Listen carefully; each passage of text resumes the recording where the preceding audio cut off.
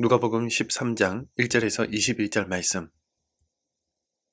그때 마침 두어 사람이 와서 빌라도가 어떤 갈릴리 사람들의 피를 그들의 제물에 섞은 일로 예수께 아뢰니 대답하여 이르시되 너희는 이 갈릴리 사람들이 이같이 해 받음으로 다른 모든 갈릴리 사람보다 죄가 더 있는 줄 아느냐. 너희에게 이르노니 아니라. 너희도 만일 회개하지 아니하면 다 이와 같이 망하리라. 또 실로암에서 망대가 무너져 치어 죽은 18사람이 예루살렘에 거한 다른 모든 사람보다 죄가 더 있는 줄 아느냐. 너희에게 이르노니 아니라. 너희도 만일 회개하지 아니하면 다 이와 같이 망하리라. 이에 비유로 말씀하시되 한 사람이 포도원에 무화과 나무를 심은 것이 있더니 와서 그 열매를 구하였으나 얻지 못한지라. 포도원 지기에게 이르되 내가 3년을 와서 이 무화과 나무에서 열매를 구하되 얻지 못하니 찍어버리라. 어찌 땅만 버리게 하겠느냐. 대답하여 이르되 주인이여 금년에도 그대로 두소서.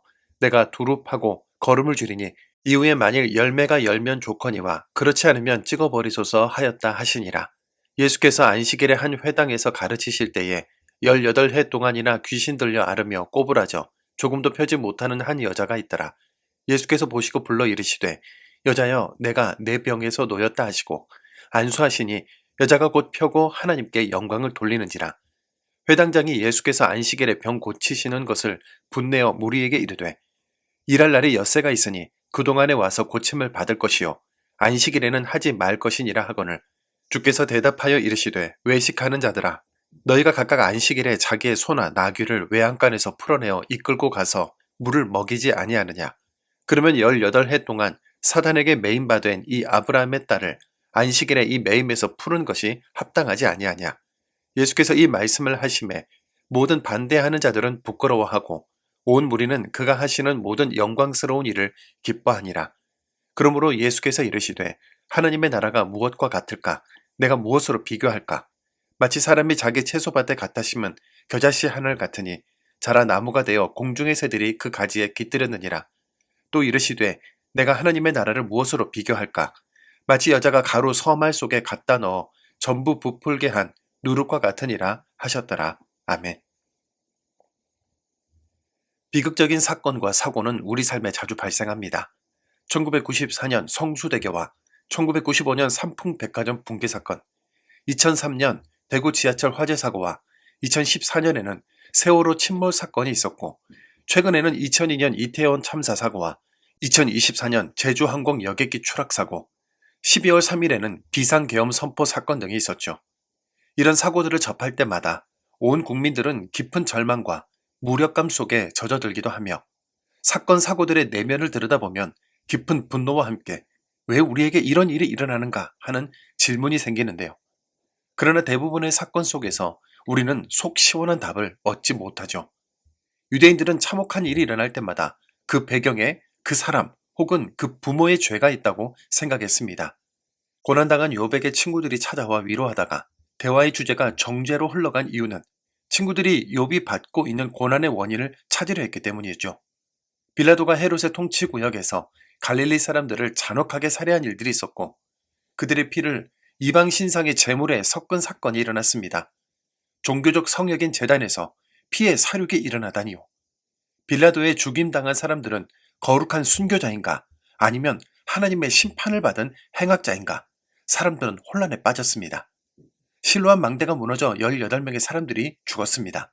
실로암 망대는 예배드리러 온 사람들이 잠시 쉬는 쉼터였는데요. 죽은 18명의 사람들에게 어떤 죄가 있었기에 하나님이 이렇게 심판하셨나 사람들은 궁금했습니다.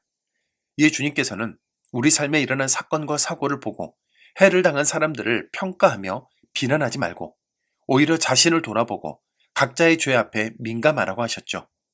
불행의 원인을 찾기 위해 죄를 찾아다니지 말고 어떤 일이 일어나더라도 하나님과 늘 건강하고 친밀한 관계를 맺으라는 의미의 말씀인 겁니다. 환란이 찾아왔을 때 우리가 할 일이 있습니다.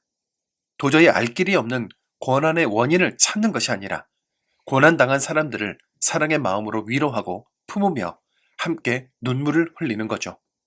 아무런 힘이 없는 말뿐인 위로, 비용이 들지 않는 적당한 말은 차라리 하지 않는 것이 낫지 않을까요?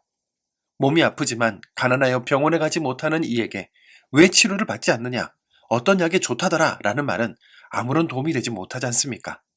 진정한 위로는 좋다는 약을 직접 구해다 주고 병원에 함께 가주는 겁니다. 배고픈 이에게 어디가 맛집이더라, 어떻게 만들어야 맛있더라 라는 말은 무의미한 말입니다. 음식을 차려 함께 맛있게 먹고 식당에 가서 비용을 대신 지불해 주는 것이 진정한 위로이지요. 한 사람이 포도원에 무화과나무를 심었는데 이것은 당시 상식적으로는 이해가 되지 않는 행동입니다. 가치 있는 포도나무를 심지 않고 오히려 흔하디 흔한 무화과나무를 심다니. 그런데 그 무화과는 3년간 결실을 보지도 못한 무익한 나무처럼 보입니다. 경제 논리로는 당연히 찍어버려야 함에도 포도원 지기는 한 번 더 기회를 달라고 요청하는데요. 무화과는 우리이며 기회를 달라고 요청하는 포도원 지기는 바로 예수님이시죠. 주님은 열매 없는 우리를 위해 간청하시지만 주어진 기회의 시간은 영원하지 않다는 것을 기억해야 합니다. 비극과 참사를 보며 우리에게 회개할 기회를 주신 것으로 알고 겸손하게 은혜를 구합시다. 그리고 갑자기 닥친 환난으로 인해 우리가 먹여야 할 사람들, 함께 울어주어야 할 사람들이 보이게 해달라고 기도합시다. 회개한 자의 특징은 하나님과 사랑의 관계를 맺고 이웃에게 사랑을 실천함으로 삶에서 생명이 풍성해지는 것입니다.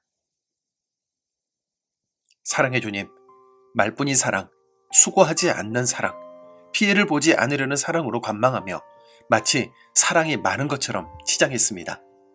하나님이 우리에게 주신 십자가 사랑은 이 땅까지 직접 내려와 함께 살아주시는 것인데 우리는 말로만 사랑한다고 하며 살았습니다. 우리는 열매 없는 무화과 나무는 아니었는지요. 주님의 오랜 기다림에도 열매가 없었던 지난 날을 용서하여 주옵소서.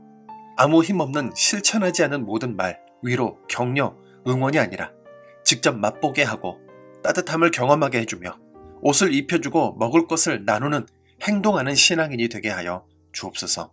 예수님의 이름으로 기도드립니다. 아멘.